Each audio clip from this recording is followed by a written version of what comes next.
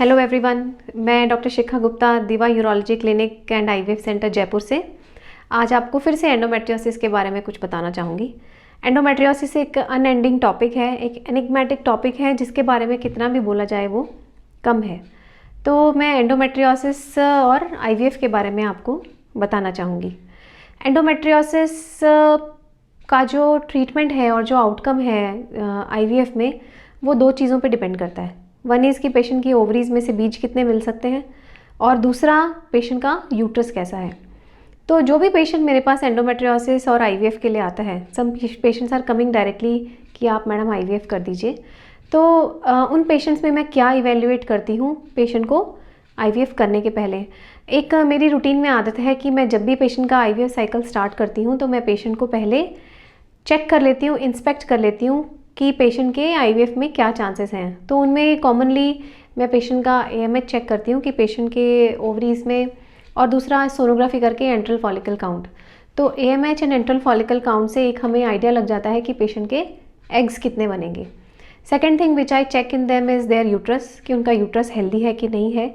और जब हम एम्ब्रियो ट्रांसफ़र करते हैं उस टाइम पे उनकी एंडोमेट्रियम कैसी बनती है। तो मैं एक मॉक साइकिल करती हूँ जिसमें कि जो जनरली मैं पेशेंट को आईवीएफ के टाइम पे टैबलेट्स देती हूँ यूट्रस प्रिपेयर करने के लिए, वो उनको देकर चेक कर लेती हूँ कि उनका यूट्रस जो है वो आईवीएफ के लिए उसमें जो एंडोमेट्रियल लाइनिंग है वो ट्रिपल लाइन बनती है कि नहीं बनती है, यूट्रस एनलार्ज तो नहीं है, यूट्रस में किसी तरह का एडिनोमायोमा या यूट्रस पूरा बल्कि एडिनोमायोटिक तो नहीं हो गया है। क्योंकि अगर पेशेंट के यूट्रस में एडिनोमायोसिस या एडिनोमायोमा पाया जाता है तो पेशेंट के आईवीएफ में रिजल्ट्स कम हो जाते हैं।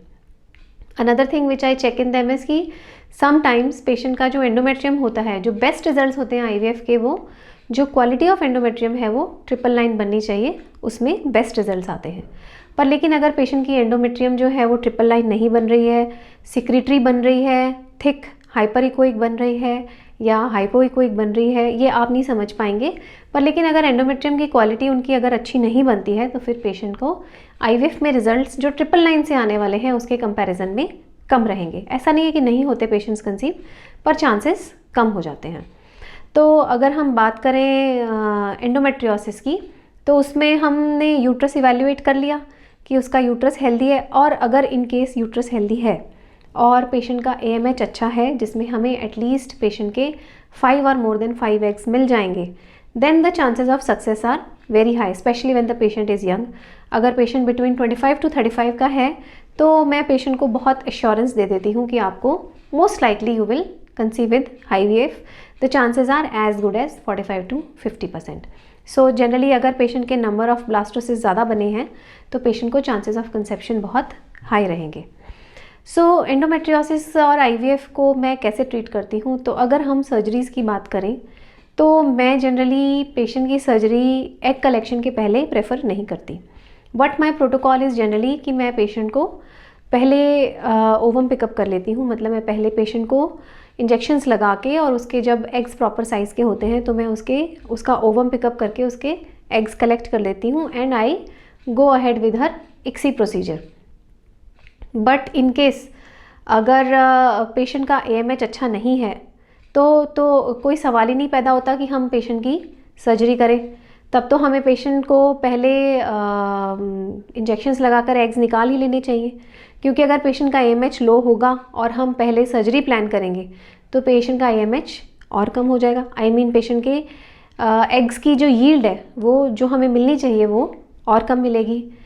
एग कलेक्शन के बाद जनरली पेशेंट को मैं सर्जरी सजेस्ट करती हूँ, specially in patients who have bigger endometriomas, जिनको मोर देन 4 सेंटीमीटर के एंडोमेट्रियोमास होते हैं, उनको मैं सर्जरी सजेस्ट करती हूँ कि आप पहले सर्जरी करा लीजिए, डिजीज़ लोड थोड़ा कम हो जाएगा और chances of success would be higher.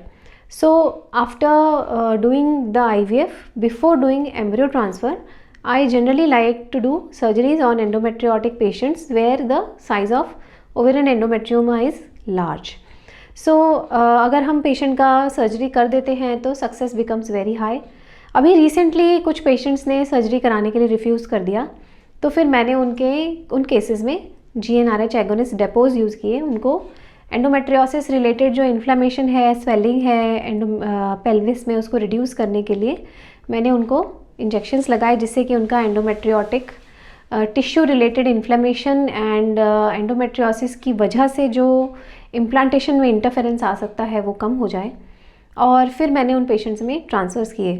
तो मेरे एंडोमेट्रियोसिस के आईवीएफ के रिजल्ट्स बहुत ही अच्छे हैं, specially in patients who give good egg yield and the uterus is healthy even if they are there with endometriomas. अगर उनके ओवरीज में अगर गांठें भी होती हैं तो फिर अगर हम उनका आईवीएफ करते हैं तो उनमें सक्सेस रेट अच्छा होता है। अभी तो एक मेरा पेशेंट था रिसेंटली सरोज करके, उसने तो सर्जरी कराने के लिए रिफ्यूज़ कर दिया। उसने मुझे बोला कि मैम पहले आप एक ट्रांसफ़र करके देख लीजिए, अगर मुझे प्रेगनेंसी नहीं होती है तो फिर मैं नेक्स्ट ट्रांसफ़र के पहले सर्जरी करवा लूँगी।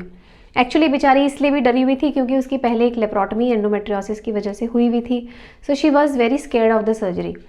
तो लकीली अभी हमने उसमें ट्रांसफ़र किया and the patient is pregnant. So मैं ऐसा इसको एक्स्ट्रापोलेट नहीं करूँगी, मैं ऐसा नहीं कहूँगी कि हम हर पेशेंट में ऐसा करें और ऐसा ही रिजल्ट मिल जाएगा, बट लेकिन ये सब ऑप्शंस हम ट्राई कर सकते हैं। एंडोमेट्रियोसिस में हम कभी किसी पेशेंट को ये नहीं बोल सकते कि यही काम करेगा, आप यही करवाइए, आपके पास कोई चॉइस नहीं है।